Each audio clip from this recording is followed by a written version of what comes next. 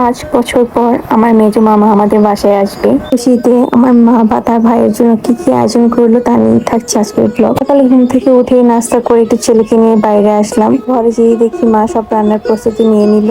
এখানে গরুর মাংস ছিল, রোস্টের জন্য মুরগি ছিল, আর এইদিকে সবকিছু এসে আগে থেকে কেটে কেটে নিয়েছে। এখানে হচ্ছে মা জিরাগুলো বেটে নিচ্ছে। রোস্টগুলো ভাজার জন্য এখানে কিছু লবণ, সামান্য হলুদ দিয়ে দিবে। এগুলো খুব ভালোভাবে মাখিয়ে নিচ্ছে। এখন মা গরুর মাংস রান্নার জন্য সব মশলা দিয়ে মাংসটা ওইভাবে মাখিয়ে নিবে। আমার কাছে কষানোর চেয়ে এভাবে মাংসটা মাখিয়ে রান্না করলে বেশি ভালো লাগে।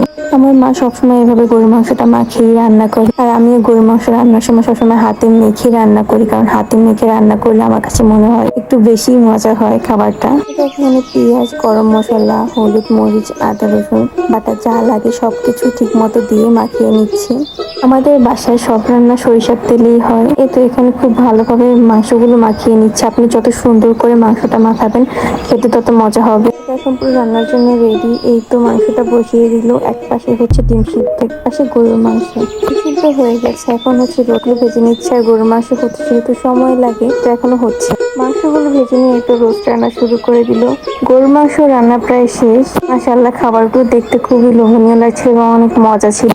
ডিম ভাজা আর ফলিয়া পাতা মাছের কোপ্তা, এখানে রোস্ট। এই তো এখন সবাই খেতে বসে পড়েছে, যেহেতু সবাই খাচ্ছে। সবকিছু ভিডিও করা সম্ভব হয়নি, তাও যতটুকু পেরেছি শেয়ার করেছি।